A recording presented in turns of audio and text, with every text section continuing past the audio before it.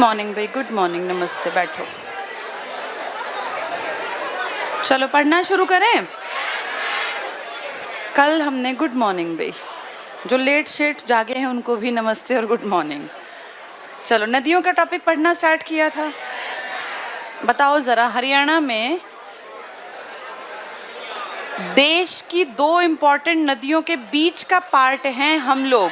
हरियाणा सतलुज और गंगा के बीच का उपजाऊ मैदान हरियाणा की इस भूमि में है। और अगर हम अपनी बात करें तो हम दो सहायक नदियां, जिनमें से एक है घग्गर और एक है यमुना। ये घग्गर तो इतनी लंबी भी नहीं है कि इसका कोई कहीं जाके एंड पॉइंट दिखाई दे, ये तो राजस्थान में जाके गायब हो जाती है।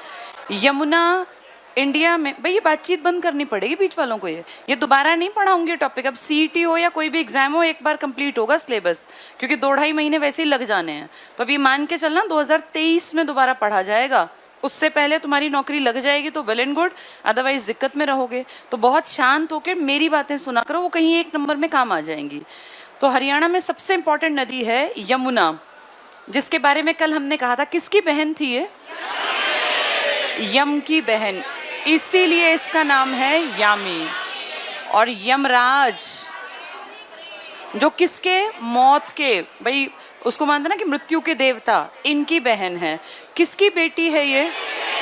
सूर्य की पुत्री कहलाती है। अपने यहाँ कहाँ से एंटर करती है? यमुनानगर।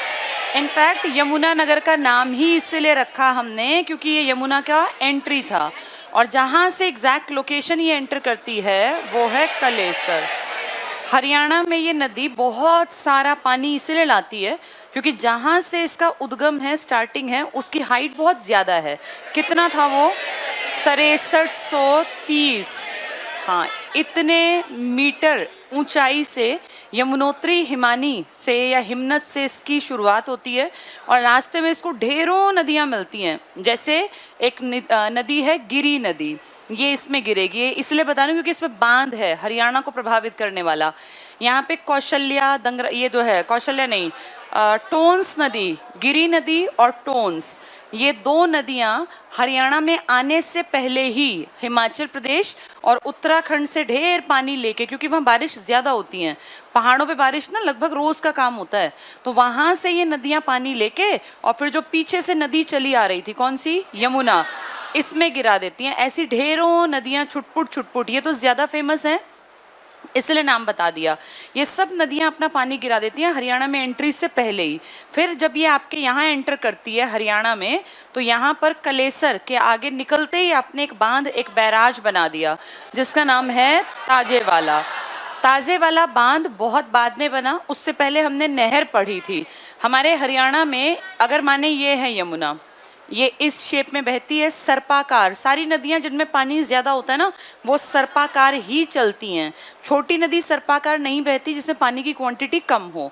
यहाँ से अगर मान लें यमुनानगर यहाँ पड़ा, ये कहीं उत्तराखंड हिमाचल प्रदेश का पानी लेके और फिर इकट्ठा पानी जैसे ही यमुनानगर के कलेसर में एंटर हुई, अपने एंट्री से ही पुराने टाइम में नहर निकाल दी थी। और ये आपकी 12वीं शताब्दी में पृथ्वीराज चौहान ने कच्ची नहर बनवा के, कि भाई उसका इलाका था, टैक्स मिलेगा अगर खेती अच्छी होगी, जिसके लिए पानी चाहिएगा, उसने अपने खर्चे पे कच्ची नहर निकलवा दी थी। चौहान के बारे में लिखित साक्ष्य तुम्हारे पास नहीं है कि इसने काम कराया, लेकिन हम ऐसा मानते हैं कि हो ना हो यही एक प्रतापी राजा था, इसने कच्ची नहर बनवाई होगी। इसके बाद शाह ए नहर, शाह ए शहर, फिरोज शाह तुगलक, जिनका टाइम पीरियड है आपका 14वीं शताब्दी, ये 1351 में बना। लेकिन जब इसका चाचा का बेटा, यानी जो इससे पहले था ना, MBT, 1325 से 51, इसके टाइम पीरियड में सुल्तान ये था, लेकिन काम कर रहा था फिरोज शाह तुगलक। 1335 में उसने इस नहर को थोड़ा सा और बेहतर बनवा दिया, इसकी लंबाई बढ़वा दी, दूर दूर तक पहुंचा दी, हिसार तक, और इसमें थोड़ा सा कंस्ट्रक्शन पे काम किया। ज़्यादा काम इसने भी नहीं किया, लेकिन हाँ क्योंकि इसका एक शौक था नहरें बनवाने का, शहर बनवाने का, तो इसने हमारे हरियाणा में, कौन सी शताब्दी हो रही है ये? 14वीं। और ये कौन सी थी? क्योंकि 1175-78 के आसपास, 78 के आसपास ये राजा बना था।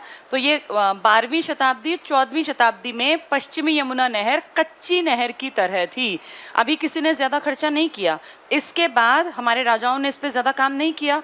और औरंगज़ेब के मरने के बाद, औरंगज़ेब मरा 1707 में, 1750 में इस कच्ची नहर में इतना गाद इकट्ठा हो गया, रेत सिल्टिंग हो गई, अवसाद, कि इसमें से पानी रुक गया। पानी इसकी तरफ आए ही ना, यहीं रुक जाए और यहाँ से पानी सीधा निकल जाए। फिर जाके अंग्रेज़ों ने, क्योंकि अंग्रेज़ों का काल आ गया ये, इन्होंने इस पे काम किया और 1817 के आसपास, 1817 एक नंबर कम था ये, 1817 के आसपास जी.आर. ब्लेन या बंगाल इंजीनियरिंग वर्क्स ने इसको कहा भाई साफ करो, और ये तो बहुत बढ़िया बनी बनाई नहर है, थोड़ा सा काम कर देंगे तो ये काम चल जाएगा। उन्होंने इसको एक इंजीनियर को सौंप दिया और इंजीनियर दिमाग से पढ़ के क्योंकि आया है तो इसको ज़्यादा पता है बेहतर तरीका क्या होगा। इस तरह अंग्रेज़ों ने हमारी इस पक्की ये कच्ची नहर को पक्का करा के और इसकी अलग अलग शाखाएं निकालने का काम किया, क्योंकि जितना ज़्यादा प्रोडक्शन होगा उतना टैक्स आएगा। एक बार पैसा लगा के खाएंगे भी तो सालों साल बैठ के, तो इसीलिए इस पर काम किया गया। पहले सिर्फ ये नहर भर थी, बाद में इस पे बैराज बना। ये बैराज बना, जब नहर से जोड़ के बैराज कहेंगे तो 1832-33 में इस पे बांध बनाने की बात उठी, क्योंकि पहले तो वैसी बस एक नहर बना रखी थी। ये 32-33 की बात आगे जाके जब ये बड़ा बैराज बनेगा ना, कौन सा, ताजे वाला, जो लेटर स्टेज में हथनी कुंड 2 किलोमीटर दूर बनेगा, यहाँ ताजे वाला ये बैराज बनेगा। 1832-33 में इस पे उतना काम नहीं किया, लेकिन 1873 आते आते 73 से 75 इस पे काफ़ी काम हुआ। 73 में तो ये मान लो इसको ओपन कर दिया, यानी इस बैराज, इस बांध के ऊपर काम कर दिया। किस सन में? इस पे बात कब की थी इन्होंने? 32-33 में। इस नहर को पक्का कब कर दिया था इन्होंने? 1817। 3 साल लगे थे नहर को पक्का करने में और प्रॉपर तरीके से काम धाम करने में।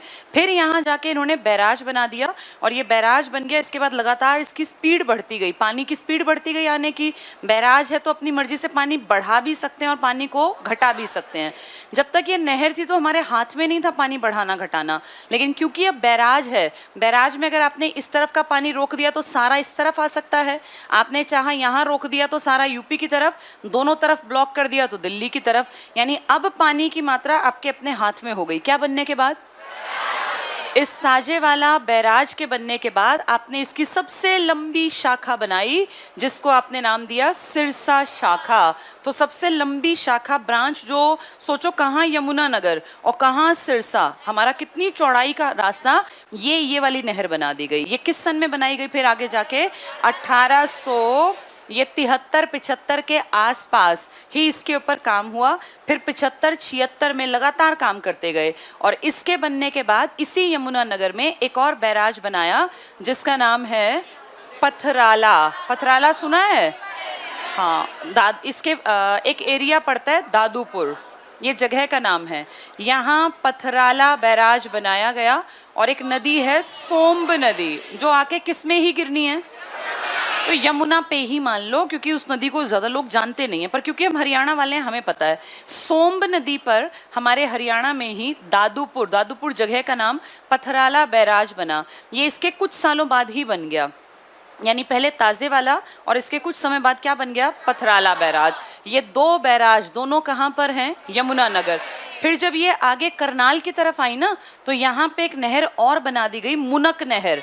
मुनक नहर बनाने का लॉजिक था, हमारे पानी के ऊपर कौन डिपेंड करता था?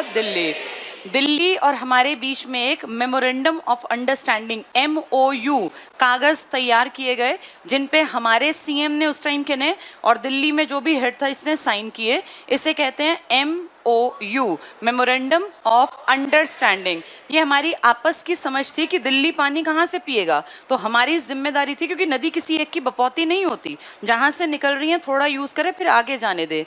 उससे पहले हम लोग इस यमुना का कितना % पानी, 70 दिल्ली के साथ समझौता होने पर 47%।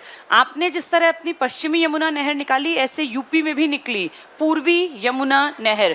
पर क्योंकि यूपी रिच है पानी में, उन्होंने ज़्यादा इस पर ध्यान नहीं दिया। हम पूरा हरियाणा, अगर मेन बात करें बीच का, तो इसी पर डिपेंड करता है। फिर आपने करनाल से MOU के तहत एक स्पेशल नहर दिल्ली की तरफ भेज दी, जिसको नाम दिया मुनक नहर। ये 100+ किलोमीटर लंबी है, हाँ 103-104 किलोमीटर लंबी है। और इसका सारा पानी आप नहीं यूज़ करते, आप ये सारा पानी सीधे किसको भेज देते हैं? दिल्ली। ये दिल्ली की वाटर की लाइफलाइन है, यानी दिल्ली की ज़मीन जो पानी पा रही है ना, किस नहर के कारण? ये मुनक नहर दिल्ली तक चली गई, तो आपका प्रतिशत घट के कितने पे आ गया? 47 पर। लेकिन आज भी आप हरियाणा में बहुत बड़े लेवल पर इस नहर के कारण इतनी बड़ी खेती कर पाते हैं। कौन सी नहर के कारण? पश्चिमी यमुना नहर। पूर्वी यमुना नहर किसके पास है? यूपी। इस पश्चिमी यमुना को हम देख रहे थे अभी, ये अलग अलग ऐसे शाखाएं बन रही थी। सबसे लंबी शाखा कौन सी है? सिरसा शाखा। इसकी एक खासियत ये देखो, यमुना नगर में तो है ही पानी, ये करनाल में भी पानी देती है। ये थोड़ा सा हिस्सा ऊपर अंबाला की तरफ भी शाखा है, रोहतक में, सोनीपत में, पानीपत में, पूरे हरियाणा को पानी देने का काम करती है। कौन सी नहर? हाँ, तो इसके कारण तुम्हारे यहाँ खूब बढ़िया खेती हो रही है, इस नहर के कारण। ये जो नदी थी जिसपे से ये निकली थी, कौन सी नदी? यमुना। अगर आपने इसका पानी अपने यहाँ मोड़ लिया, तो ये ऑब्वियस सी बात है कि दिल्ली की तरफ कम जा रहा होगा, क्योंकि आपने अपनी तरफ मोड़ लिया। जैसे आपने पानी मोड़ा, ऐसे ही पानी किसने मोड़ लिया? यूपी ने। यहाँ से जितना ज़रूरत हो उतना थोड़ा थोड़ा पानी दिल्ली को देते हैं, लेकिन फिर हमने यहाँ से मुनक नहर निकाल के पानी किसको पकड़ा दिया? दिल्ली को। जब ये यमुना दिल्ली जाती है ना, तो इसमें बहुत ज़्यादा पोल्यूटेड, जितने पोल्यूटेंट हैं वो मिक्स हो जाते हैं, और इसीलिए इसका पानी यूज़ के लायक ही नहीं बचता। दिल्ली में एंट्री के बाद यमुना एक तरह से खराब और नाला टाइप की स्थिति में आ जाती है। यहाँ पे आपने गुड़गांव में, ओखला, दिल्ली के ओखला में एक नहर बना दी जो गुड़गांव नहर कहलाती है, और ओखला में भी आपने दिल्ली में छोटा सा बैराज बना दिया। यानी इस एक नदी पर 3 बैराज बना दिए आपने। पहला बैराज बनाया ताजे वाला, फिर बनाया सोम्ब नदी का पथराला, और फिर बनाया ओखला। ये ओखला वाला गुड़गांव नहर ले जाएगा, यानी हमारे यहाँ नहर गुड़गांव तक जाती है। इस यमुना को देखो कहाँ से कहाँ तक आपके हरियाणा का पानी दे रही है ये। और इतना पानी सारा, लगभग हमने आधा पानी इस्तेमाल कर दिया। किसको भी हमने पानी दे दिया। अब जब ये आप पार्टी की सरकार बनी ना पंजाब में, तो वो पुराना मुद्दा तुमने देखा और दोबारा हाँ, SYL। पर पहले इसको पढ़ेंगे, फिर उस पर पहुँचेंगे। किताब निकालो ज़रा, SYL अलग मुद्दा है, उसको भी पढ़ा दूंगी मैं। तुम इसमें आओ, पेज नंबर 93 पर आ जाओ। एक पेज कल वाले का भी बचा हुआ है, वो चलते वक्त करा दूंगी। पहले आज उत्तरी प्रवाह की नदियां पढ़ेंगे, फिर वो पढ़ा दूंगी। पेज नंबर 93 पर आ जाओ। हरियाणा का भूगोल, हरियाणा में जल संसाधन। पहला पॉइंट पढ़ के देखो। हरियाणा राज्य का भूभाग गंगा और सतलुज के विशाल मैदान का भाग है। गंगा जो यूपी की तरफ है, और सतलुज तुम्हारी पंजाब। तुम यूपी और पंजाब के बीच में ही तो बैठे हो। याद है पहले हम यूपी का हिस्सा थे, वेस्टर्न प्रोविंस का, फिर हम पंजाब का हिस्सा। इसका मतलब हरियाणा बीच में था, कभी यूपी के साथ जोड़ दिया, कभी पंजाब। तो पंजाब की सतलुज, यूपी की गंगा, इनके बीच में हमारा एरिया। लेकिन राज्य का अधिकांश भाग गंगा और सिंधु नदी क्रम, ये देश की इंपॉर्टेंट नदी, गंगा और सिंधु नदी क्रम के बीच जल विभाजक, वाटर डिवाइड के रूप में स्थित है। यहाँ कोई भी बड़ी नदी प्रवाहित नहीं होती। अंडरलाइन कर लो, बड़ी नहीं है, लेकिन बड़ी ना होते हुए सबसे बड़ी सहायक हमारी ही है। कौन सी? यमुना। कितना पानी हम इस्तेमाल कर रहे हैं? 47%। तो आधी यमुना को हम इस्तेमाल करते हैं। 1376 किलोमीटर लंबी यमुना जाके किस में गिर जाएगी? गंगा में। पढ़ो आगे। वर्तमान में यमुना हरियाणा की सर्वाधिक महत्वपूर्ण नदी है। अंडरलाइन कर लो, यमुना सर्वाधिक महत्वपूर्ण। अपवाह तंत्र पे आ जाओ। पहला पॉइंट है, हरियाणा राज्य में 2 प्रकार का अपवाह तंत्र है। पहला उत्तरी अपवाह। उत्तरी का मतलब समझते हो? देखो बोर्ड पर, तुम इन 2 नदियों के बीच में हो। ये दोनों नदियां लोकेशन समझ लें, तो अगर हम हरियाणा को बांटें तो हरियाणा का ये वाला हिस्सा कौन सा हिस्सा आएगा? ऐसे बांट दें, ये वाला पूर्वी की तरफ और ये वाला उत्तर। हाँ, उत्तर का भी हिस्सा, क्योंकि ये थोड़ा ऊपर से आती है ना। कहाँ से आती है? पंचकुला सबसे ऊपर तुम्हारे हरियाणा में क्या है? पंचकुला। सबसे पूर्व में क्या है? यमुनानगर। यानी पूर्वी दिशा की कहेंगे तो यमुना सबसे बड़ी है, और उत्तरी की कहेंगे तो घग्गर। घग्गर सबसे बड़ी। दोनों ही उत्तरी इलाके में ही आती हैं, लेकिन अगर डायरेक्शन वाइज देखें तो ये वाली पूर्वी इलाके में आ गई, और वो आ गई सबसे उत्तरी हरियाणा की नदी। इन दोनों के बाद जो यहाँ की नदी है ना छुटपुट, इन्हें कहते हैं दक्षिणी प्रवाह की। ये पानी कभी दिखेगा ही नहीं और पूरे साल सूखी पड़ी रहती हैं। इनकी एग्जैक्ट लोकेशन अगर आप सोचेंगे कि मैं देखाऊं तो तुम्हें मिलेगी नहीं। कभी बारिश में गलती से भूले भटके इनमें छुटपुट सा नदियों टाइप का पानी आ जाता है, और वो भी नाले के रूप में बहती हैं, लेकिन फिर भी क्योंकि हरियाणा की नदियां हैं तो हमें पढ़नी पड़ेंगी। 4 नदियां दक्षिण की और 5 अपने उत्तर और पूर्व की नदियां इंपॉर्टेंट हैं। ये सारी नदियां जो दक्षिण में हैं ये अरावली से या तो हरियाणा या राजस्थान से निकल के आती हैं, और जितनी उत्तर की नदियां हैं ये सब शिवालिक से। लेकिन यमुना जो पूर्व की नदी है ये शिवालिक से नहीं आती, ये बहुत ऊंचे पहाड़ से। कौन सा हिमालय था? गढ़वाल हिमालय। क्या नाम था उसका? बंदरपूंछ के पश्चिमी ढाल से। पश्चिमी ढाल से ना, जल्दी से पढ़ेंगे अब इस बातों को सारियों को। पहली हेडिंग देखो, उत्तरी अपवाह तंत्र। उत्तरी अपवाह तंत्र की नदियां शिवालिक पर्वतीय क्षेत्र से निकलती हैं। जितनी उत्तर की हैं सब शिवालिक। अपवाद क्या है? यमुना। अपवाद है वो, लिख लो यहाँ, अपवाद यमुना। वो शिवालिक की नहीं है, वो ऊंचे पहाड़ों से निकलती है। अपवाद यमुना। नेक्स्ट देखना, यमुना नदी लिखी है। यमुना की लंबाई कितनी है? 1376। लिख लो यहाँ, 1376 किलोमीटर। 1376 किलोमीटर। अपने और यूपी के बीच में कितने किलोमीटर है? हाँ, 318 भी लिखा है, 20 भी लिखा है, तो राउंड फिगर में 320।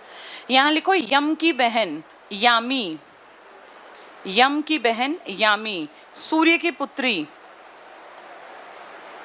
यम की बहन यामी और सूर्य की पुत्री। ठीक है, कितना % पानी हम इस्तेमाल करते हैं? पहले कितना करते थे? किस नहर के बनने के बाद कम कर दिया? मुनक। मुनक कहाँ जाएगी? दिल्ली। दिल्ली और हमारे बीच में MOU पर साइन हुआ था। चलो आगे पढ़ेंगे। यहाँ लिख लो 45% पानी, 47% पानी हम इस्तेमाल करते हैं। अब पढ़ना स्टार्ट करें। यमुना सदा नीरा है, हमेशा पानी। पानी की कारण क्या है? ऊंचाई ज्यादा, क्योंकि बर्फ पिघलती रहती है, तो सदा नीरा है। यमुना गंगा की सबसे बड़ी सहायक नदी है। कितनी लेंथ है इसकी? 1376। और इसकी गंगा की 25 ना मिले 25-10, तो उसके लगभग आधे हम हैं। हमारी ये यमुना है, सबसे बड़ी सहायक नदी है। इसका उद्गम है गढ़वाल हिमालय। ये हिमालय के कई चोटियां, कई हैं ये श्रेणियां। हिमाचल हिमालय, गढ़वाल हिमालय, नेपाल हिमालय। 9वीं क्लास की ज्योग्राफी में चैप्टर में इन सबका नाम दिया है, और इनको ना याद करके जाना। हो सकता है किसी में पूछ ले नेपाल हिमालय किन 2 नदियों के बीच में है। 9th क्लास में नदियों के बीच में इसको एक्सप्लेन कर रखा है। जिनके पास आसपास बच्चे हैं ना 9वीं के, एक दिन लेके किताब, और हिमालय का सारा टॉपिक अपने एक पेज पे आ जाएगा, उस पर लिख लेना। ये पूछ सकते हैं किन नदियों के बीच में बिहार हिमालय है, नेपाल हिमालय, नाम दे रखे हैं ये। उनमें से एक दे रखा है गढ़वाल हिमालय, तो ये अंडरलाइन कर लो। गढ़वाल हिमालय कि बंदरपूंछ चोटी पर यमुनोत्री हिमनद या ग्लेशियर, ऊंचाई 6330 मीटर। अगर ये नहीं मिली, विकिपीडिया पर दी गई है 6387 मीटर। यहीं लिख लो, ये क्या पता कौन सी दे दें वो एग्जाम में। 6330 तो हमें याद ही है, 6387 भी आ सकती है। तो उत्तराखंड से निकल के आती है ये नदी। जिस हिमनद से निकलती है वो उत्तराखंड में है। यहाँ लिख लो यमुनोत्री हिमनद कहाँ है? यूके में, उत्तराखंड में। उत्तराखंड की सीमा HSSC मान रहा है हमारे साथ? नहीं, वहां से निकल के आ रही है, यूके से। नेक्स्ट देखो, राज्य में सोम्बा लिखा है, ये सोम्ब है, SOMB, सोम्ब। पथराला इसके ऊपर बना हुआ क्या है? बैराज। बैराज, कई लोग पथराला नदी भी कह देते हैं बैराज के कारण। और पथराला और बूढ़ी, इसको बूंदी भी लिखा है कहीं कहीं, बूंदी, बूढ़ी नदी, छोटी सी नदी है। यमुना की सहायक नदियां हैं, तो सोम्ब नदी पर बना पथराला बैराज, और बूढ़ी ये इसकी सहायक है, छोटी छोटी हमारे हरियाणा की नदियां। नेक्स्ट टिक करना, ये नदी पूर्व दिशा में हरियाणा को यूपी से अलग करती है। यमुना नदी हरियाणा में कलेसर यमुनानगर से प्रवेश करती है और पलवल के हसनपुर से होते हुए अलीगढ़ यूपी में प्रवेश करती है। कितने किलोमीटर है ये नदी हमारे और यूपी के बीच? 320। वैसे इसकी लंबाई है 1376 और गंगा की लंबाई है 25 25 25 10। नेक्स्ट देखो, यमुना नदी हरियाणा और यूपी के मध्य लगभग 320 किलोमीटर की सीमा रेखा बनाती है। कहीं कहीं 318, 325। नदी को एग्जैक्टली मापना इसलिए पॉसिबल नहीं होता क्योंकि कभी बारिश कम होती है, कभी बारिश ज्यादा। जब ज्यादा होगी तो लंबाई ज्यादा निकलेगी, कम होगी तो कम निकलेगी। नेक्स्ट देखो, ये नदी दक्षिण की ओर बढ़ती हुई, ये आई कहाँ से आपके यहाँ? पूर्व से। फिर किस तरफ जा रही है? दक्षिणी हरियाणा की तरफ। दक्षिण की तरफ बढ़ती हुई Yamunanagar, very very important, underline कर लो, यमुनानगर, करनाल, पानीपत, सोनीपत, फरीदाबाद, एक और जिला पलवल, अपने आप लिख लो पलवल। ये पलवल जब तक नहीं बना तब तक 5 जिले थे, अब 6 जिले हैं। पलवल जिलों से गुजरती है। आगे पलवल लिखा है तो उसको काट दो, वो गलत है, वो पहले ठीक था, अब गलत है। हिसार और रोहतक यमुना नदी के तट से दूर है, फिर भी इनमें सिंचाई की जाती है। इसकी सहायक नदियां सोम्ब, जिसपे कौन सा बैराज है? पथराला। पथराला को ब्रैकेट में ले लो, बैराज है ये, पथराला बैराज सोम्ब नदी पर, यमुनानगर में है ये। सोम्ब सहायक है किसकी? यमुना की। और बूंदी आदि, तो इसकी यमुनानगर के आसपास कौन सी नदियां इसकी सहायक है? सोम्ब, जिसपे पथराला बैराज है, और बूंदी। कहाँ से एंटर किया इसने? कलेसर। और कितने किलोमीटर है? 320। अगर पीछे आगे सारी लंबाई गिने 1376। ठीक है, नेक्स्ट पे आ जाओ। तो कितने जिलों को टच करती है ये? 6। यमुनानगर, करनाल, पानीपत, सोनीपत। सबसे ज्यादा लंबाई करनाल, जहां करनाल लिखा था वहां लिख लो लंबाई सर्वाधिक। जैसे 320 में से सबसे ज्यादा लंबी करनाल में, लंबाई सर्वाधिक। तो करनाल जिले में सबसे ज्यादा लंबाई में बहती है अपनी यमुना। अब यमुना पे क्वेश्चन आए तो तुम्हारे नंबर ना कटें। कितना % पानी इस्तेमाल करते हो? पहले कितना था? कौन सी नहर बनी? किसके साथ? दिल्ली के साथ। ठीक है, अब आ जाओ सरस्वती से पहले घग्गर पढ़ेंगे, फिर सरस्वती पढ़ा दूंगी। घग्गर पे आ जाओ, इसी पेज पे आगे घग्गर नदी हेडिंग है। घग्गर नदी कहाँ से निकलती है? नहीं, पहाड़ियां पूछे शिवालिक के, डागशाही बिल्कुल ठीक है। अब थोड़ा सा बोर्ड पे देखो, घग्गर किस एरिया में एंटर करती है? तो सबसे उत्तरी, अगर सबसे उत्तरी रिवर कहेंगे तो घग्गर, क्योंकि पंचकुला सबसे उत्तर में, यहां से आती है। निकल के कहां से आती है ये? शिवालिक की पहाड़ियों से। कौन सी जगह थी वो? डागशाही। डागशाही कहाँ है ये? आप सबको मैप याद होगा, हिमाचल के 2 जिले, हमारे 3 जिले, पंचकुला, अंबाला, यमुनानगर, और उनके सोलन और सिरमौर। सिरमौर याद है ना? हाँ, सोलन भी। डागशाही की पहाड़ियों से निकल के कहीं पीछे से हिमाचल प्रदेश से, और फिर हरियाणा के पंचकुला में एंटर करके फिर ऐसे बह जाती है। तो मान लीजिए अगर ये यहाँ कहीं पीछे से निकल के आई, यहाँ एंटर की, ये कौन सी जगह थी? ये पंचकुला, कालका। यहाँ से फिर आगे बढ़ी, ये 5 जिलों को टच करेगी। ये एक तो सबसे पहले पंचकुला, फिर नीचे की तरफ फैला हुआ अंबाला। मैं यहाँ एक तरफ लिख देती हूँ, पंचकुला पहला, दूसरा अंबाला। अंबाला के नीचे कुरुक्षेत्र को टच नहीं करती, कुरुक्षेत्र को ना यमुना और ना घग्गर। इसके आगे कैथल, इसके आगे फतेहाबाद, और फिर सिरसा। जींद जहाँ पड़ता है ना, वहाँ ये पंजाब में चली जाती है। जहाँ कुरुक्षेत्र पड़ता है वहाँ भी ये पंजाब में चली जाती है। अगर आपको मैप याद है तो पंचकुला, अंबाला के बाद कुरुक्षेत्र था, उस टाइम ये पंजाब में है। कैथल के बाद जींद था, उस टाइम फिर ये पंजाब में है। फिर वापस कहाँ आई? फतेहाबाद। जब ये वापस आपके स्टेट में आई ना, तो यहाँ पर एक जगह पूछ लेते हैं, टोहाना। टोहाना फतेहाबाद से वापसी हुई इसकी हरियाणा में, फिर फतेहाबाद से सिरसा, और सिरसा से आगे निकल गई ये आगे राजस्थान। यहाँ आपने एक बांध बना लिया, ओटू, वीराज। तो छोटा सा ही बांध है, लेकिन हमने चलते चलते भी सोचा पानी जितना बच रहा है उतना ही इस्तेमाल कर लें, कि भैया वहां भी 4 बांध। पंचकुला में एंट्री पर ही हमने 4 बांध बना रखे हैं। यमुना पर कितने बांध हैं? 2 ऊपर और 1 नीचे, ताजेवाला, पथराला और ओखला दिल्ली में जाके। ये पंचकुला है। जैसे ही घग्गर एंटर हुई, हमने एंट्री पर ही पंचकुला के अंदर 4 बांध इसके ऊपर बना दिए। एक का नाम है कौशल्या, कौशल्या, एक का नाम है दीवान वाला, एक का नाम है दंगराना, दंगराना, और एक का नाम है छामला। बहुत छोटे छोटे बांध हैं, और मैं आपको बताऊं तो ये सूखे ही पड़ा रहता है, यहाँ नदी में पानी नहीं आता, क्योंकि घग्गर तो किसके ऊपर डिपेंड करती है? हाँ, कैसी नदी है ये? मौसमी। और इसमें सिर्फ किस मौसम में पानी आता है? वर्षा। पानी आते ही ऐसे बैठे रहते हैं कि पानी आए और बस बांध भरा, इसमें पानी आएगा ही नहीं, कभी गलती में पानी आता है। आपने अपने पार्ट पे 4 बांध बना लिए कि पानी आ जाए तो किसी तरह हम इस्तेमाल कर लें। जगह जगह हमने आगे जाके सारे रोक दिए, उसके बाद फिर आगे बढ़ती है। और जब ये राजस्थान की तरफ जाती है, वहां भी अगर गलती से पानी बच गया हो तो हमने एक बांध वहां भी बना लिया। कौन से वाला? O2।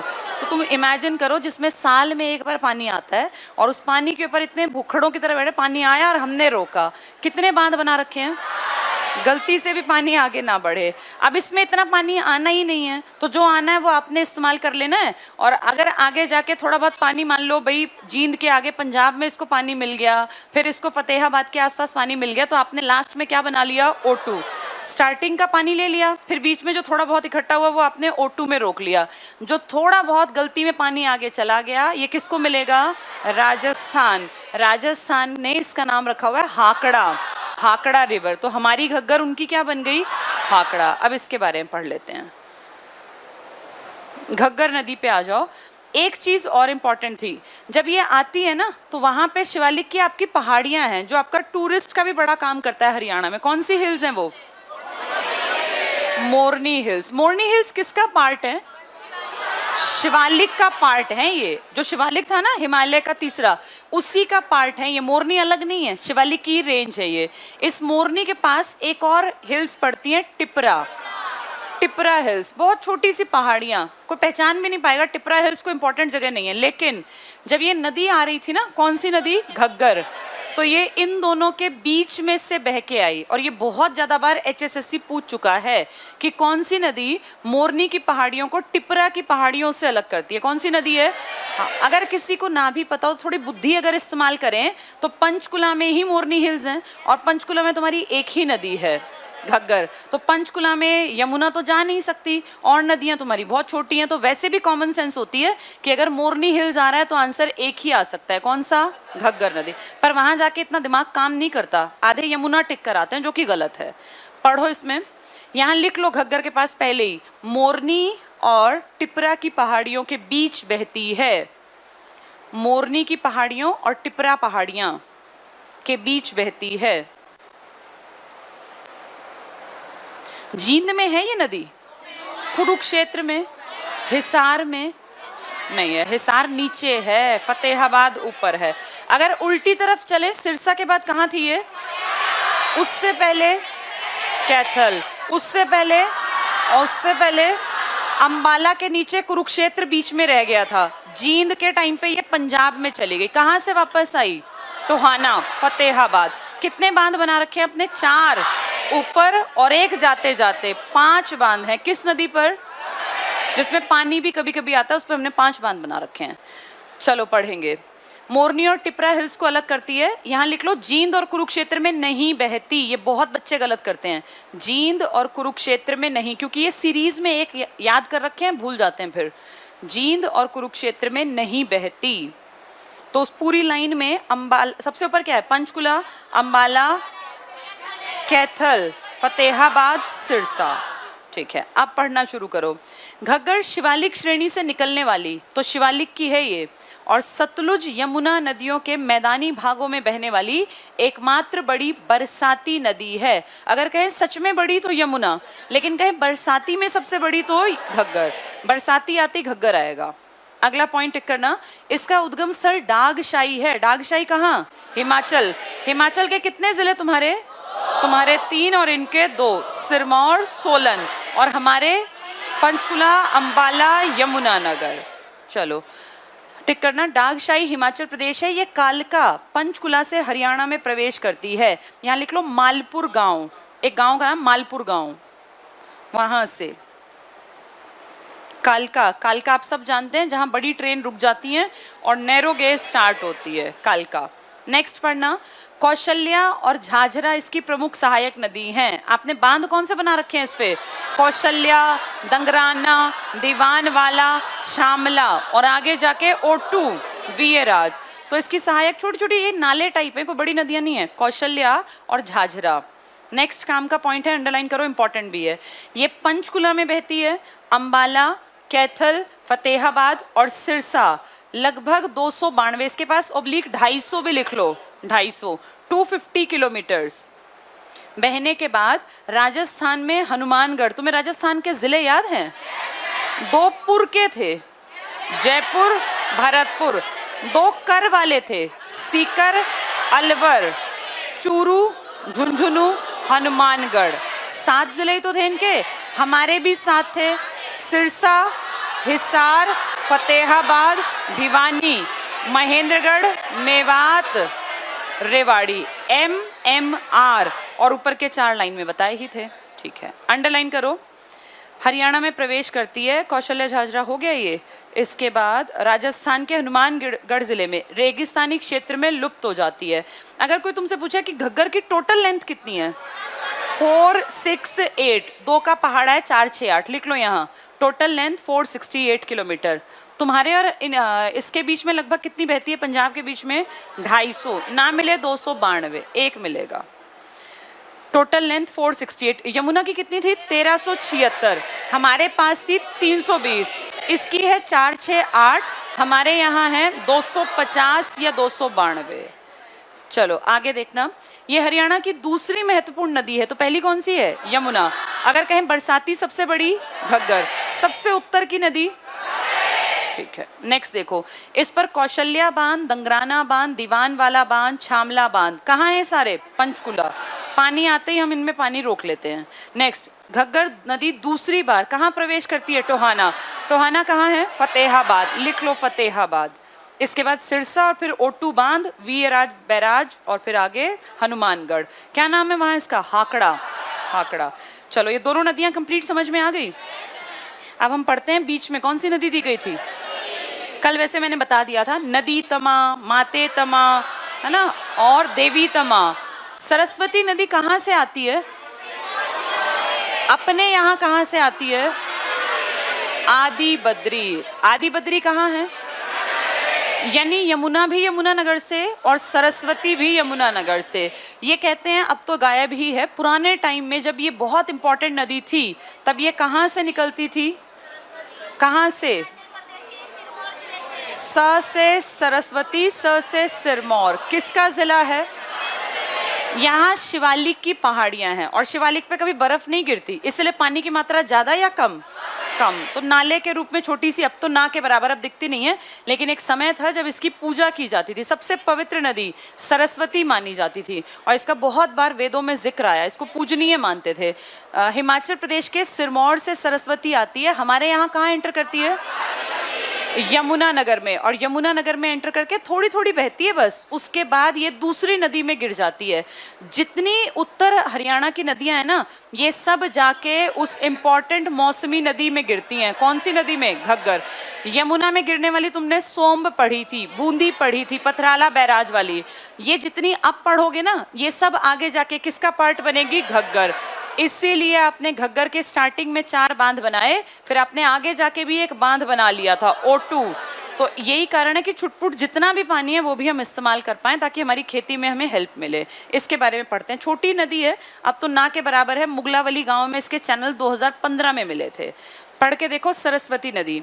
ये नदी हिमाचल प्रदेश के सिरमौर जिले की सीमा पर स्थित शिवालिक की पहाड़ियों से, तो शिवालिक है तो बर्फ नहीं है, ये मान के चलो। नेक्स्ट पढ़ना, महाभारत में वर्णित है नरका तारी। कल मैंने बताया था, जहां से युद्ध स्टार्ट हुआ वहीं पे खत्म। किसने प्राण त्याग दिए? भीष्म पितामह। ये इसी के किनारे है। तो नरका तारी, अनरक भी बोलते हैं इसको, तीर्थ इसी नदी के किनारे। यहाँ लिख लो, महाभारत का युद्ध शुरू और समाप्त यहीं पर हुआ था। महाभारत युद्ध शुरू और समाप्त किसके प्राण त्यागने से समाप्त हुआ था? भीष्म पितामह। इसके बाद अगला पॉइंट देखना, ये नदी यमुनानगर जिले के आदि बद्री नामक स्थान से राज्य में एंट्री करती है। वैसे पीछे से आई है, कहाँ से? सिरमौर जिला, शिवालिक की पहाड़ियां, हिमाचल प्रदेश। आपके यहाँ कहाँ से आई? आदि बद्री में। आदि क्योंकि पुरानी है ये। नेक्स्ट टिक करना, ये हरियाणा की 12मासी नदी थी, अब नहीं है, जो अब बरसाती नदी बन गई। यानी इसमें दो गुण हैं। पहला गुण था यमुना जैसा, अब गुण है घग्गर जैसा, क्योंकि वो मौसमी है, वो 12मासी, अब तो है ही नहीं। टांगरी और मारकंडा इसकी प्रमुख सहायक नदियां हैं। अंडरलाइन कर लो, टांगरी और मारकंडा। नेक्स्ट भी टिक करना, ये घग्गर में मिलकर राजस्थान के भटनेर में प्रवेश कर जाती है। घग्गर में ये मिलती है पटियाला में। जब घग्गर किसकी तरफ जाती है? पंजाब। घग्गर कभी हरियाणा कभी पंजाब ऐसे जा रही थी ना, तो जब घग्गर पटियाला में है ना, तो इसमें जाके हमारी कौन सी नदी गिर गई? सरस्वती। सरस्वती की लंबाई ज्यादा नहीं है, ये दिखती भी नहीं है। ये टिक कर लो, घग्गर में। यहाँ लिख लो पटियाला। क्या पटियाला पंजाब का सीमा लगती थी हमारे साथ? पटियाला, लुधियाना, संगरूर, म याद होंगे ना ये, मुक्तसर, मानसा और एक मोहाली, ये सारे जिले बार बार पढ़ लेना। उसमें से एक जिला था पटियाला, तो अंडरलाइन कर लो पटियाला में। ये सारी बातें समझ में आ गई? नेक्स्ट पॉइंट टिक करना, मान्यता के अनुसार इस नदी के किनारे महर्षि वेद व्यास ने महाभारत लिखी थी। तो महाभारत की रचना किस नदी के किनारे हुई? इसी नदी पे महाभारत स्टार्ट हुआ और यहीं खत्म हुआ। कौन सी जगह थी? अनरक, नरकातारी। तो महाभारत की दो घटनाएं, वेद व्यास ने महाभारत लिखी भी सरस्वती के किनारे, और इसके किनारे नरकातारी अनरक है, जहां युद्ध स्टार्ट भी हुआ और एंड भी हुआ। नेक्स्ट टिक करना, यमुनानगर के गांव मुगलावली में खुदाई की शुरुआत की गई।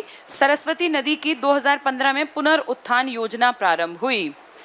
दूसरी तरफ पहला पॉइंट टिक कर लो, ऋग्वैदिक काल में ये नदी बहुत पवित्र मानी गई। तुम्हें कैसे पता? इसके नामों से, देवी तमा, माते तमा, नदी तमा। नदी की भी पूजा करते हैं, देवताओं की पूजा करते हैं, माओं को भी पूजनीय माना गया। यहाँ लिख लो ये बात, देवी तमा, नदी तमा, माते तमा। इससे हमें पता चला कि ये पूजनीय थी, क्योंकि माँ भी पूजनीय है, देवी भी, देवता भी और नदी भी।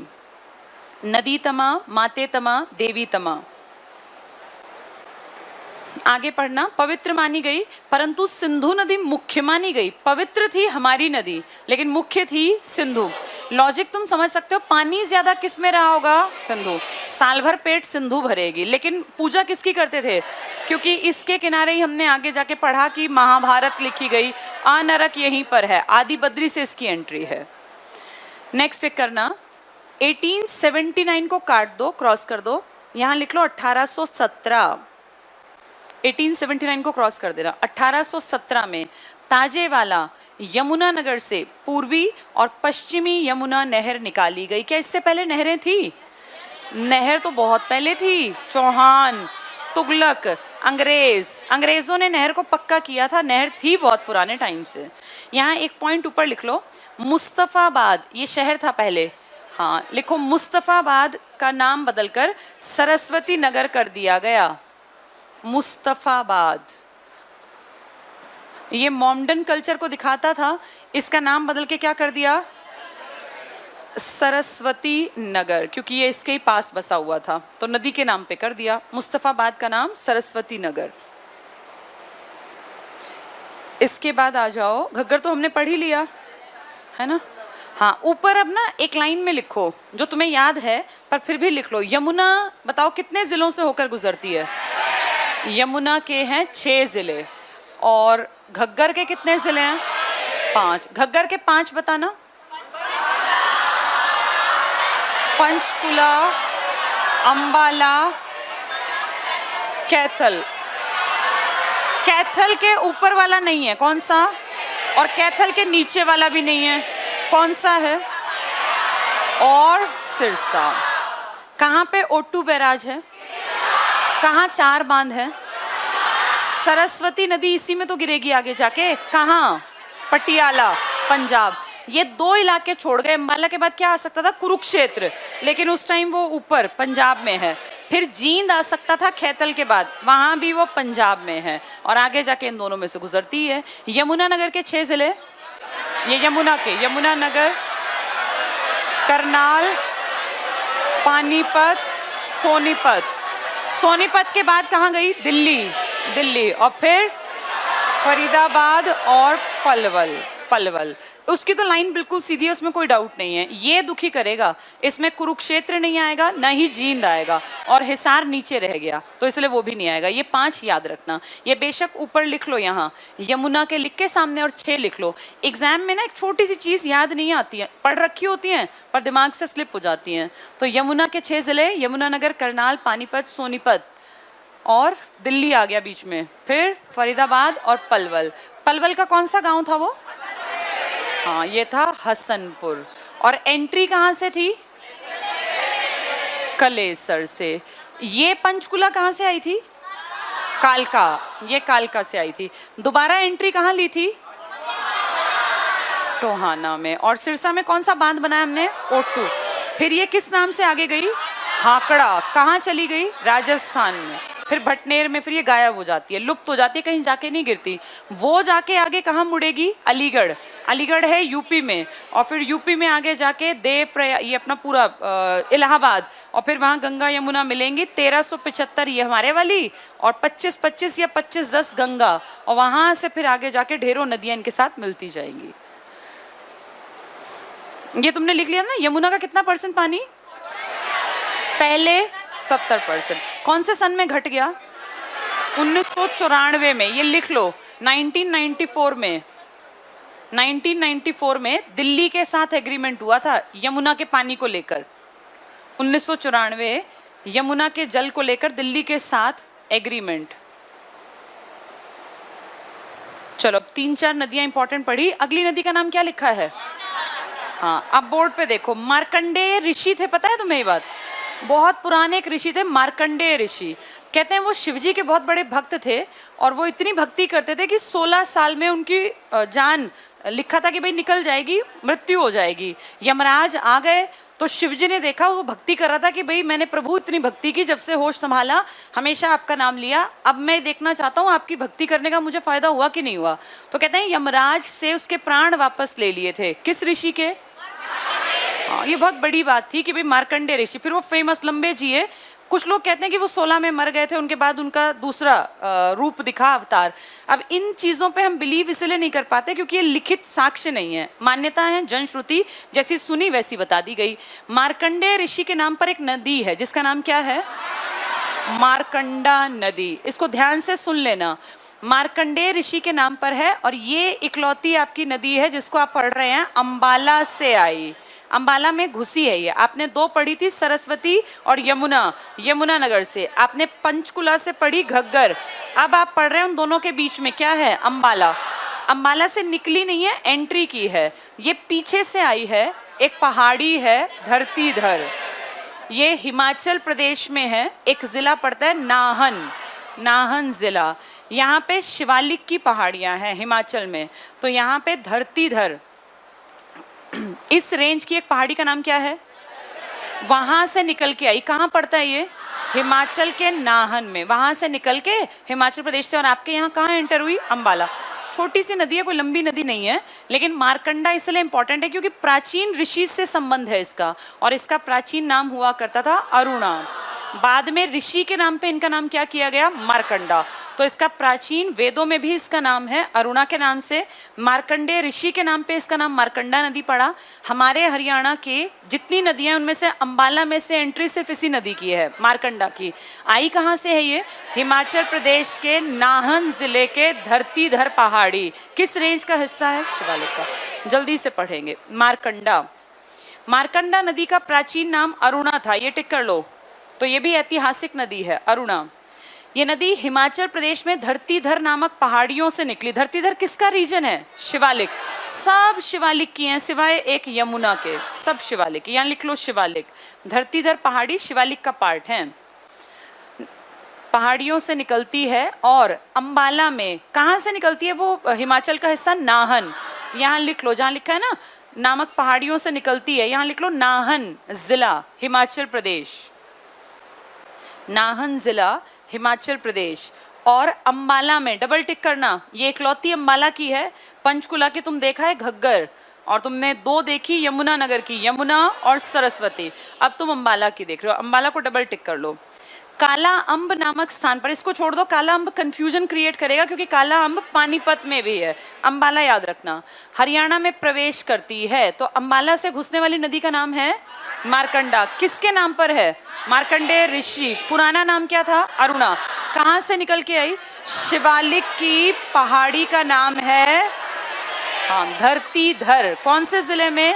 नाहन, हिमाचल प्रदेश में। चलो आगे देखो, अंबाला में प्रवेश। ये नदी राज्य के कैथल, अब जैसे अंबाला के नीचे कुरुक्षेत्र भी आएगा तो देखो क्या लिखा है, कैथल, अंबाला, कुरुक्षेत्र। लिखने का तरीका थोड़ा सा गड़बड़ का है, पहले लिखना चाहिए अंबाला, फिर कुरुक्षेत्र, फिर कैथल। दिमाग में अगर मैप है तो अंबाला तुम जानते हो, अंबाला का ही नीचे आता है कुरुक्षेत्र। कुरुक्षेत्र के दो पैर है, कैथल और करनाल। तो अंबाला के नीचे कुरुक्षेत्र, कुरुक्षेत्र के नीचे कैथल। अब रटना ना पड़े, जिसको मैप याद है उसको बहुत आसानी से याद है। मारकंडा कहाँ कहाँ से निकलती है? अंबाला, कुरुक्षेत्र, कैथल। सरस्वती अभी पढ़ रहे थे, यमुना नगर में थी, उसके बाद वो अंबाला की तरफ आएगी, फिर वो ऊपर की तरफ जाएगी। नेक्स्ट देखना, ये नदी राज्य के कैथल, अंबाला, कुरुक्षेत्र जिलों से प्रवाहित होती है और अंततः किसमें गिर जाती है? सरस्वती। मारकंडा किसमें गिर गई? ये सरस्वती कहां से आई थी? सिरमौर जिला, हिमाचल प्रदेश, वहां से। और फिर ये कहां आई थी? यमुना नगर, आदि बद्री। यानी सोचो, ये यमुना नगर से, इसके ऊपर अंबाला, अंबाला से क्या आई? मारकंडा। दोनों ऊपर की तरफ बहेंगी, वो मारकंडा वाली मारकंडा अंबाला से, फिर कुरुक्षेत्र, फिर कैथल। यहाँ से यमुना नगर से होती हुई कैथल, और फिर जाएगी ये पंजाब में, सरस्वती, जाके गिरेगी घग्गर में। चलो अगला पॉइंट टिक करना। सरस्वती नदी में टांगरी इसकी प्रमुख सहायक नदी है। कौन सी नदी? हाँ, अब टांगरी को बोर्ड पे देखो। इकलौती हरियाणा की नदी है टांगरी। तुम अभी तक जितनी पढ़ के आए, अंबाला में कौन सी पढ़ी? बाहर से आई थी ना, धरतीधर। तुमने पढ़ी यमुना नगर में, यमुना कहाँ से आई थी? 6330 या 6387, कितनी ऊपर से। तुमने पढ़ी सरस्वती, सिरमौर, बाहर से। घग्गर पढ़ी, बाहर से आई। ये इकलौती नदी, शांति से सुनो, तुम्हारी खुद की पहाड़ियां। कौन सी है ये? मोरनी। किसका पार्ट है ये? शिवालिक का। जितनी नदियां अब तक पढ़ी सब बाहर से ओरिजिनेट थी, ये तुम्हारे यहीं से निकलती है, कहीं बाहर से नहीं आई। मोरनी की पहाड़ियों से निकलती है, बहुत छोटी सी नदी है, इसको नाम दिया टांगड़ी। टांगड़ी या टांगरी लिख दें, कुछ भी। ये बहुत छोटी सी नदी है, पंचकुला में बहेगी, थोड़ी सी अंबाला में, और फिर ये जाके अपना पानी गिरा देगी। जो अंबाला से आ रही थी ना नदी, क्या नाम था उसका? मारकंडा। मारकंडा। और मारकंडा के नीचे से क्या आ रही थी? सरस्वती। यानी ये तीन छुटपुट नदियां हैं। तीनों जिले अगर तुम्हारे दिमाग में है तो बहुत आसान है। पंचकुला से टांगड़ी, अंबाला से मारकंडा, यमुना नगर से सरस्वती। ये सारी जाके देखो, ये टांगड़ी गिरी मारकंडा में, मारकंडा अपना पानी गिराएगी सरस्वती, और सरस्वती चली जाएगी घग्गर में। यानी ये छुटपुट सारी नदियां किसको अपना पानी दे रही हैं? घग्गर। और हमें याद है घग्गर भी ऊंचाई से ही निकल कर आई थी, क्योंकि टांगड़ी और घग्गर दोनों एक ही जिले में हैं। किसमें? पंचकुला। तो पंचकुला की छोटी नदी, अंबाला की छोटी नदी, यमुना नगर की छोटी, तीनों नदियां टांगड़ी, मारकंडा और सरस्वती, ये जाके किसमें गिराएंगी पानी? घग्गर में। क्या ये पॉइंट समझ में आया? टांगड़ी तुम्हारी पर्सनल नदी है, ये किसी जिले के बाहर नहीं जाती, ये कहीं बाहर नहीं, तुम्हारे देश हरियाणा में रहेगी। इस नदी को देखे, मारकंडा बाहर से आई, कहाँ से आई है? धरतीधर की पहाड़ी, नाहन जिले से। अंबाला में तो एंट्री की, ये भी बाहर से आई थी। सिरमौर जिला, बाहर की पहाड़ियां, ये तुम्हारे यहाँ से ओरिजिनेट हुई। तो प्रॉपर हरियाणा की, इकलौते हरियाणा की नदी टांगड़ी, जो किसमें गिरेगी? ये गिरेगी मारकंडा में। मारकंडा, सरस्वती, सरस्वती घग्गर में। तीनों एक लाइन में है, जिले याद रखना बेहद आसान है। चलो पढ़ेंगे। टांगड़ी नदी टिक कर लो। मोरनी की पहाड़ियों से निकलती है। कहाँ है मोरनी की पहाड़ियां? पंचकुला। लिख लो पंचकुला। हरियाणा से निकलने वाली एकमात्र नदी लिख लेना, हरियाणा से निकलने वाली एकमात्र नदी पंचकुला। अगला टिक करना, मारकंडा की सहायक है। मारकंडा कहाँ से आई थी? इसके नीचे से, अंबाला। अंबाला से एक ही आई थी। और मारकंडा किसकी सहायक है? सरस्वती। यानी टांगड़ी मारकंडा में गिरी, मारकंडा सरस्वती। सरस्वती आगे जाके घग्गर में गिरी। अंडरलाइन करो। मारकंडा नदी की सहायक है, अंबाला जिले से बहती हुई। ये टांगड़ी ऊपर से आई पंचकुला, फिर ये अंबाला में मिल जाएगी, उमरा नाले के साथ मारकंडा में प्रवाहित हो जाती है। तो ये 2 जिलों में मिलती है। किस किस में? देखो बोर्ड पे देखो, कहां से निकल के आई। अब इसको अगर मारकंडा में मिक्स होना है तो इसको कहाँ आना पड़ेगा? अंबाला। तो ये आके कहाँ गिरेगी? अंबाला। बस ये 2 जिलों में देखी गई, पंचकुला में और अंबाला में। मारकंडा कहाँ है? अंबाला। ये अंबाला से आगे जाएगी, अंबाला के आगे क्या आएगा? वो नीचे कुरुक्षेत्र, और फिर उसका एक पैर कैथल, फिर ये ऊपर की तरफ जाके घग्गर में गिर जाएंगे। अगर दिमाग में पिक्चर बन गई ना तो वहां तुम टिक मार्क कर पाओगे, वरना तुम वहां चकराओगे। बताओ ये किस किस में गई है? पंचकुला और अंबाला। मारकंडा कहाँ गई? अंबाला, कुरुक्षेत्र और कैथल में। क्लियर सबको? ये सरस्वती प्राचीन नदी है, कहाँ से आई थी? सिरमौर जिला से। कहाँ से एंटर हुई? आदि बद्री। यमुना नगर से आगे बढ़ती बढ़ती फिर ये सारा क्रॉस करके कहाँ जाएगी? पंजाब। और पंजाब में सारी नदियों का पानी गिरा देगी। किसके अंदर? घग्गर। और फिर पंजाब से पानी लेके घग्गर वापस तुम्हारे हरियाणा में टोहाना में, और इसलिए तुमने बांध बना रखा है ओटू बांध। ठीक है, चलो टांगरी के बाद 2 नदियां छोटी कल पढ़ाऊंगी, चेतांग और राक्षी नदी।